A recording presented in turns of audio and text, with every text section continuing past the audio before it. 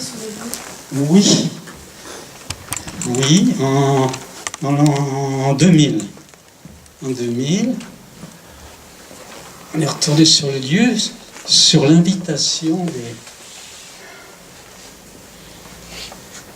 du gouvernement, enfin de Basse-Saxe. Bergen-Belsen dépend de la Basse-Saxe. Et donc la Basse-Saxe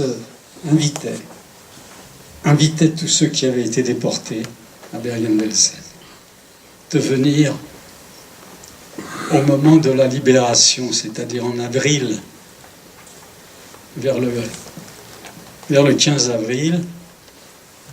Ils ont invité tous les déportés, les anciens, qui voulaient bien y aller. Et donc, moi j'étais prêt à y aller en 2000, de sorte que à cette date, pour 5 jours, ils nous invitaient. Donc ils nous prenaient en charge complètement, et il y avait une très très grande commémoration le 15 avec les télés et tout qui passaient dans toute l'Allemagne, les commémorations.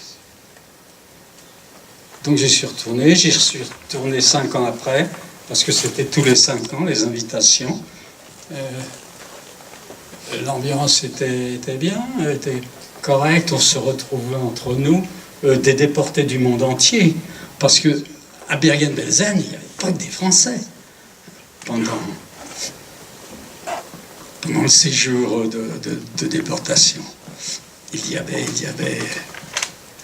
énormément de déportés qui ne sont pas rentrés tout de suite chez eux, c'est-à-dire soit en Pologne, soit en Russie, soit en Hongrie, où ils n'avaient pas envie de retourner dans ce pays-là.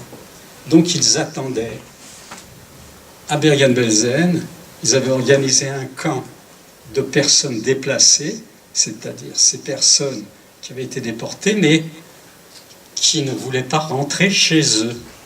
Et ce qu'ils voulaient, c'était avoir un visa, les papiers, pour rentrer dans un autre pays, soit l'Amérique, soit la Palestine, parce que ce n'était pas encore Israël, c'était la Palestine, soit les États-Unis, et tous, ils ont tous obtenu, mais certains ont dû attendre pas mal de temps avant d'obtenir leur visa pour aller dans ces pays qu'ils ont réclamés.